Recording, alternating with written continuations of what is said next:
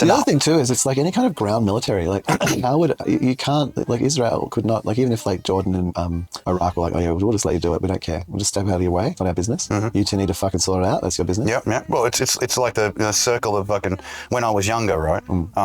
Going to high school, down the coast. Mate, we'd have the fight club in the afternoon. You would actually, wouldn't you? And you'd have the one-on-one. And everyone gets around. Biff it out, and then once it was all done, everyone stood around you in the big circle watching you do the thing. No one got involved. No one touched anybody. The two combatants just did their little thing. And then once they were done, dust it off, shake hands, best mates forever. That's it. Sorted a that whole shit new out. understanding. That's right. Actually, that happened every week. Yeah, fight club. That happened more than once every a week. afternoon. Yeah. I hear what you're sometimes, saying. you get called out. Times, I'm calling you out. Oh, okay, yeah, all right.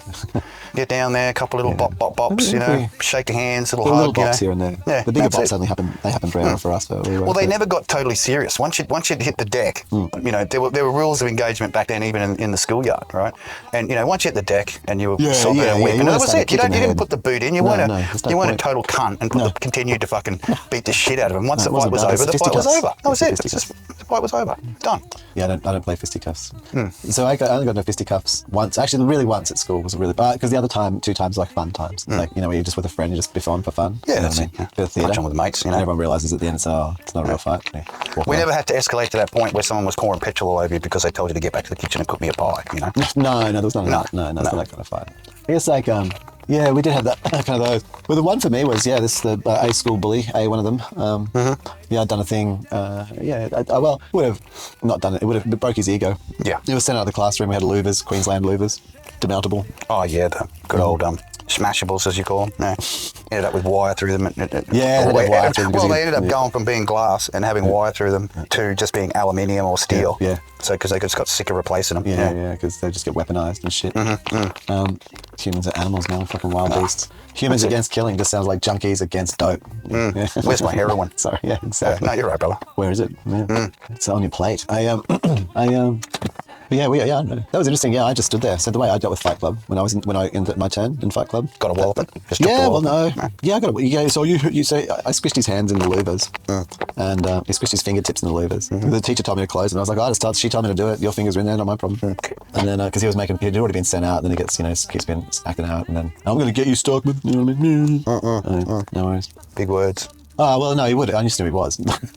It didn't mean that was just. Yeah, it was a little different for me because by the time I ended up in Kingsland, like I'd already been through Fight Club. I've had several years of it, so when I saw a bully, threatening some young'un for his lunch money, I'd come over and I'd just give him a touch up, grab the money back. Oh yeah, mate. Give it back to the young one and go, oh, thank you so much. And I said, no, it comes at a price. The bully's bully has to get paid, so I'll take half of what he would have stolen off you, as a gift. Yeah, the way I dealt with Fight Club was that the dude came up to get me his vengeance, and everyone was gathering around, fight.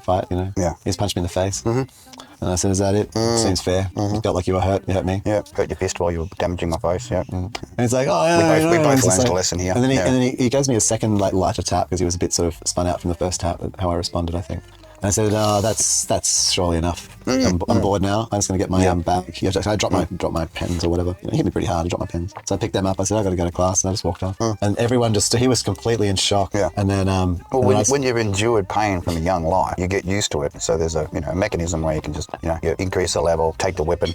Oh, I see. My mum hits harder than you do. Fuck off, Yeah, actually you hit like a fucking like a girl. My mum hits harder than you. Yeah. She's an actual woman, so Yeah, so that was step wild. Up that game. That's when you drop the old step up the game. I chipped a tooth. It was not much fun. Actually, everyone thought I won. They all came cheering after me. It was weird. He was left there stunned. He came there, and as you were saying, he came back in the afternoon. So there was this Aboriginal kid who was really tall. He's tall for his age, of course, strong, tall.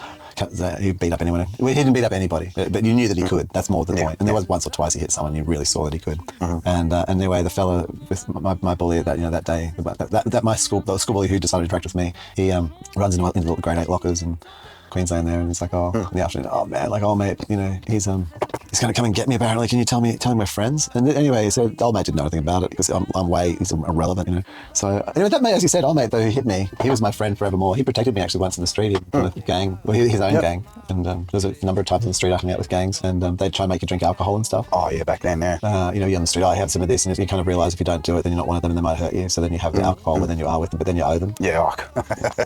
So I wouldn't drink the alcohol. You got to pinch the next bottle from the bottle, yeah. Yeah, and also you might do irrational things, so I would put it in my mouth, and then I'd just sort of like pretend that I drank it and just like let it sort of come out of my sleeve or whatever. Like they just wouldn't even see. You know what I mean? It's just like super. Wipe your mouth and spit it down your front.